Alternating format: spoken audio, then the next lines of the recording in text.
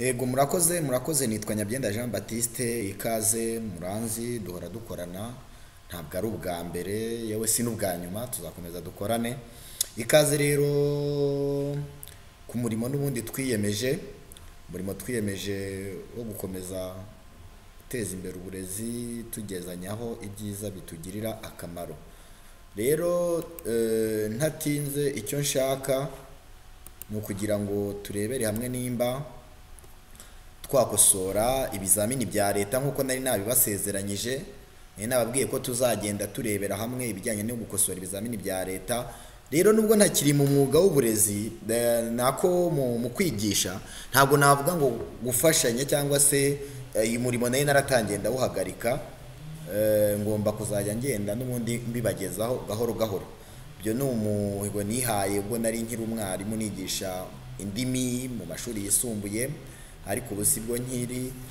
ubu n'ubundi ndacyari umwarimu uhugura abandi Reb Master Trainer muri Rwanda Basic Education Board ibyo ndacyabikora ariko akazi kanjye ka buri munsi ubundi nkora muri NESA aho ndi inspector nkaba nshinzwe ubugenzuzi bw'uburezi muri inspection nk'uko mubibona ariko nizera ko akazi twari twariyemeje n'ubundi kuzakora n'ubundi tuzakomeza tugakore ni muri urwo rwego ngira ngo dutangire dukosora ikizamini cya 2008 nicyo twari tugezeho ikizamini cya 2008 cy'abarangije mu mashami y'indimi sicyo kizamini cyari giteye gite turatangira dubona imbonera y'ikosora yacyo ikizamini cyari cyo cyose uhera ku mategeko n'amabwiriza akigenga ukayareba kugira ngo udakora ibinyuranye nayo iki kizamini rero cyari gifite amategeko n'amabwiriza akigenga nk'uko muyabona hakaza igice cya mbere umwandiko wa mbere umurimo uyu murimo ukawusoma nako umwandiko w'ikizamini iteka usoma witonze ukawusoma kugira ngo ubashe kumenya gusubiza ibibazo byawe bajijweho ukawusoma witonze murawusoma ni muremure uyu mwandiko wa mbere murakosoma mwitonze mu usome kugira ngo mwumve neza nimba ibisubizo nabahaye ku bijyanye n'ibibazo byawubajijweho bijyanye neza murawusoma mwitonze bundi muze dutangirane gusubiza iki gice cya mbere cyawubajijweho kumva no gusesengura umwandiko ikibazo cya mbere n'igisubizo cyacyo ngicyo icya kabiri nuko nagisubije ngicyo icya gatatu bawubajije ku mwandiko babajije ku mwandiko ngicyo icya kane ngicyo icya gatanu icya gatandatu icya karindwi icya munani icya cyenda n'igisubizo cyacyo icya cumi icya cumi na rimwe icya cumi na kabiri icya cumi na gatatu hakaza igice cy'inyunguramagambo cyatangiranye n'ikibazo cya cumi na kane kiri ku manota ya 15 aho babajizaga ibisobanuro by'amagambo ngibyo byose muri rusange mu kubirebe uko nagiye mbisubiza hanyuma mutangire musoma uyu mwandiko wa kabiri bise ikivi ni umwandiko mu by'ukuri ubushingiyeho ibibazo by'ubuvanganzo byawubajijweho nibyo tugiye kugenda dukomeza turebera hamwe umwandiko mu usome mwitonze ni umwandiko bita ikivi ni indirimbo rugamba Sipiriyani ngira ngo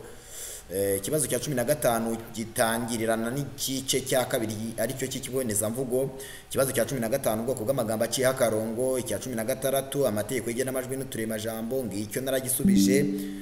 murebe uko nagiye nkisubiza hanyuma hakaza icya 16 ngicyo ikibazo cya 17 ubutinde bw'imigemo n'amasaku ngicyo uko kimeze cya 18 ni inyandiko nyemvugo ntibakunze no kuyibaza cyane ariko nayo mwayirebaho mukanayiga ngicyo uko bari bakibajije n'uburyo nagerageje kugisubiza akaza igice cya gatatu cy'ubuvanganzo umwandiko wa kabiri ngicyo uko kimeze babajije ikibazo cya 19 ku bijyanye n'injyana n'utubeshuro ngicyo naragisubije kirimo ABC ikibazo cya 19 byose birashubije na D hakaza ikibazo cy'ubuvanganzo cya 20 kumenye rusange ngicyo uko gisubije ndetse hakaza n'igice cya kane ari cyo kihimba mwandiko ari nacyo gice cya nyuma bakunzi rero ba YouTube channel yacu yo kwigishanya indimi ndumva iki ari cyo kizamini cyabajwe cya 2008 n'ibisubizo byacyo mubashije kukibona ndabashimiye kandi ndabasaba gukomeza gukurikirana neza ibyo tubagezaho umunsi ku munsi. Iki kizamini nuko cyari giteye, ni cya 2008. Ibindi bizamini nabyo nakagaruka guhera kuri 2009 kuzageza kuri 2021 ibyo twamaze kubakusanyiriza byose. Sawa, murakoze.